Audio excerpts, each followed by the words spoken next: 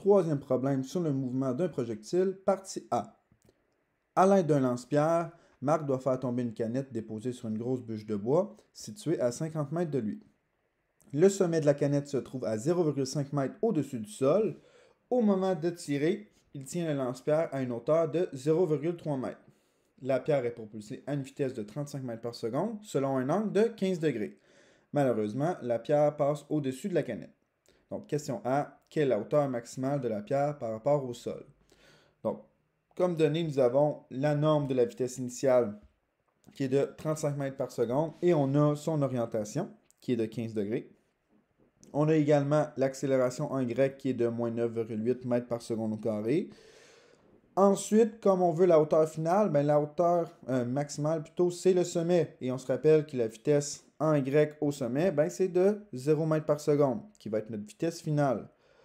Et la position initiale, au début, on était à 0,3 mètres. Et nous, ce qu'on cherche, c'est justement la position finale, quand la vitesse finale de 0 mètres par seconde. On va représenter la situation. Donc, graphiquement, ça va ressembler à une parabole qui commence à une certaine hauteur cette fois-ci et qui va retomber au niveau du sol. Donc, le 15 degrés, c'est par rapport à une droite horizontale comme ça ici. Et là, pour ce qui est de la canette, donc là, je l'ai agrandi, mais normalement, ça serait au-dessus d'une bûche. La canette, elle est à 50 mètres de la position de départ horizontalement. Et la hauteur de la canette au-dessus de la bûche, c'est 0,5 mètres. Et comme on peut voir ici, là, c'est par-dessus la canette, donc ça ne le touchera pas. Donc, vu qu'on va vouloir trouver la hauteur maximale qui est en Y, on ne s'intéressera pas pour l'instant en X. Donc, pour la composante, on va simplement calculer la composante en Y en faisant la norme fois le sinus de l'angle, comme c'est ici. Donc, 35 mètres par seconde fois sinus de 15 degrés pour une valeur initiale en Y de 9,06 mètres par seconde.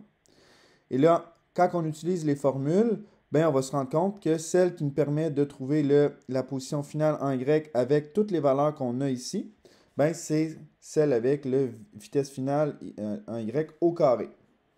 Donc là, ce qu'on va faire, c'est qu'on va remplacer nos données en s'assurant que les vitesses soient entre parenthèses comme ça ici. C'est hyper important. Pour l'accélération, on ne serait pas obligé de le mettre entre parenthèses. Je pourrais juste rajouter une petite multiplication. Donc, en le mettant au carré, l'unité de mesure de ces deux-là va devenir des mètres carrés par seconde carrée, comme ça ici. Et l'accélération en faisant x2, ça devient moins 19,6 mètres par seconde au carré. Donc, ici, ce qu'on va faire, c'est qu'on va soustraire le 82,06 mètres carrés par seconde carré comme ça.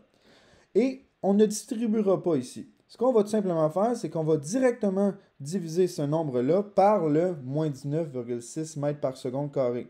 Comme ça, en le divisant, à gauche, il reste juste des mètres, comme ça ici, donc 4,19 mètres. Puis à droite, ce qui va rester à faire, c'est de faire plus 0,3 mètres pour une valeur finale de 4,49 mètres, qui va être la hauteur maximale de la pierre à cet endroit-là ici.